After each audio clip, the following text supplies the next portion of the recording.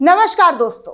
Supreme court में back to back ऐसे फैसले लिए गए जिससे भाजपा सरकार की सिट्टी पिट्टी गुम हो गई। सुप्रीम कोर्ट ने सोमवार को इस बात पर जोर देते हुए कहा कि धर्मनिरपेक्षता संविधान की एक खास विशेषता है जिसे इसकी मूल संरचना का हिस्सा माना गया है। जस्टिस संजीव खन्ना ने कहा कि इस न्यायालय के कई निर्णय हैं जो बताते हैं कि धर्मनिरपेक्षता हमेशा संविधान की मूल संरचना का हिस्सा थी।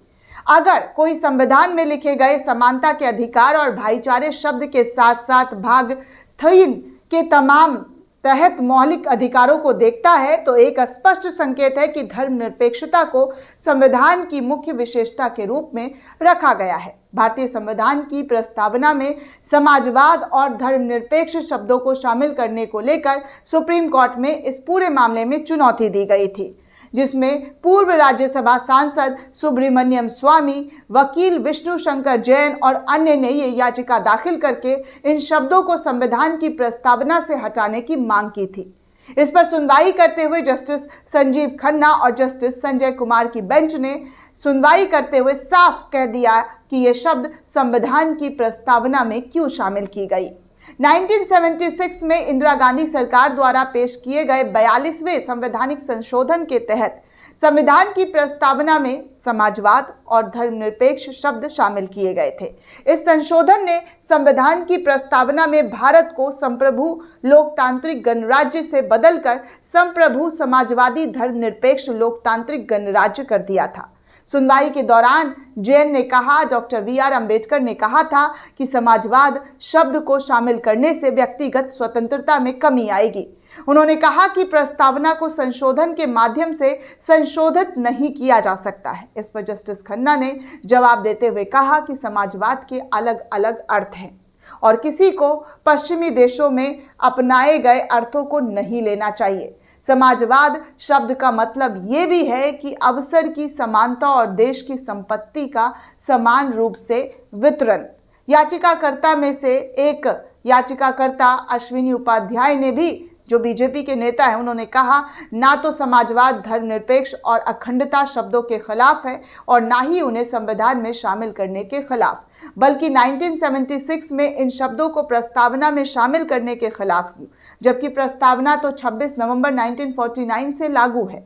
उन्होंने कहा कि एक शब्द जोड़ने से देश पर कोई वास्तविक प्रभाव नहीं पड़ता है, लेकिन भविष्य की सरकारों के लिए विवाद और भ्रम का पिटारा खुल जाता है जो इसके साथ खेल सकते हैं और प्रस्तावना से शब्द हटा सकते हैं। दूसरी ओर सुब्रमण्यम स्वामी ने कहा कि प्रस्तावना 26 नवंबर 1949 को की गई एक घोषणा थी और इसलिए बाद में संशोधन के माध्यम से इसमें और शब्द जोड़ने मनमापना था। उन्होंने कहा कि अपने मनमाने तरीके से ये सब कुछ किया गया। उन्होंने कहा कि ये चित्रित करना गलत है कि वर्तमान प्रस्तावना के अनुसार भारतीय लोग 26 नवंबर 1949 को भारत को एक समाजवादी और धर्मनिरपेक्ष गणराज्य बनाने के लिए सहमत हुए थे। पीठ ने कहा कि वो मामले की जांच करेगी और इसे 18 नवंबर को आगे की सुनवाई के लिए पोस्ट कर दिया गया है।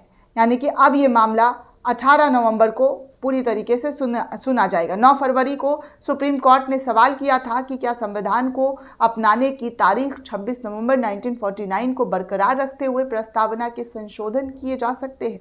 जस्टिस दत्ता ने उस समय टिप्पणी की थी कि शैक्षणिक मकसद के लिए क्या एक प्रस्तावना जिसमें तारीख का जिक्र है वो अपनाने की तारीख में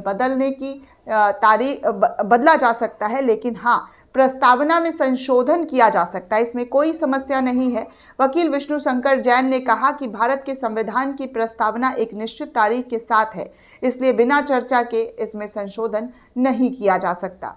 वही सुब्रमण्यम स्वामी ने कहा कि 42वां संशोधन अधिनियम आपातकाल यानी कि 1975 से 1977 के दौरान पारित किया गया था। 2 सितंबर 2022 को सुप्रीम कोर्ट ने स्वामी यानी कि सुब्रमण्यम स्वामी की याचिका को सुनवाई के लिए बलराम सिंह और अन्य द्वारा दाखिल लंबित मामलों के साथ टैग कर दिया है। स्वामी और सिंह दोनों के प्रस्तावना में समाजवाद और धर्मनिरपेक्ष को हटाने की मांग की गई है। सुब्रमण्यम स्वामी भाजपा से ताल्लुक रखते हैं दोस्तों। सुब्रमण्यम स्वामी ने अपनी याचिका में दलील दी है कि प्रस्तावना को बदलना, संशोधित या निरस्त नहीं किया जा सकता है। उन्होंने कहा कि प्रस्तावना में न केवल संविधान की आवश्यक विशेषताओं को दर्शाया गया है, बल्कि उन्हें मूलभूत शर्तों को भी दर्शाया गया है, जिनके आधार पर एक एकीकृत समुदाय बनाने के लिए इसे अपनाया गया था। तो इस तरीके की बातें जो है कोर्ट में की गई, लेकिन कोर्ट ने साफ तौर पर पहले तो उन्होंने मना कर दिया कि ये जो आप हटाने की बात कर रहे हैं वो ऐसा नहीं कर सकते हैं। आगे इस पूरे मामले पर सुनवाई की जाएगी और सुनवाई में क्या होगा ये देखने वाली बात है। फिलहाल दोस्तों कल बहुत सारी मामलों पर सुनवाई हुई, जिसमें योगी सरकार का जो फैसला था मदरसा को शिफ्ट कराकर जो बच्चे हैं उसको सरकारी स्कूल में जो है भेज देना चाहिए, यहाँ तक कि जो मदरसे में फंडिंग मिल रहा है उसको रोक देना चाहिए। इस पूरे मामले पर सुनवाई करते हुए कल सुप्रीम कोर्ट ने बहुत अहम फैसला सुनाते हुए बैक टू बैक, जी हाँ बैक टू बैक 3 ऐसे फैसले सुनाए जिसमें भाजपा को तगड़ा झटका लगा है। दोस्तों इस पूरे रिपोर्ट को लेकर आप क्या सोचते हैं, आपकी क्या प्रतिक्रिया हमें कमेंट करके ज़रूर बताइएगा।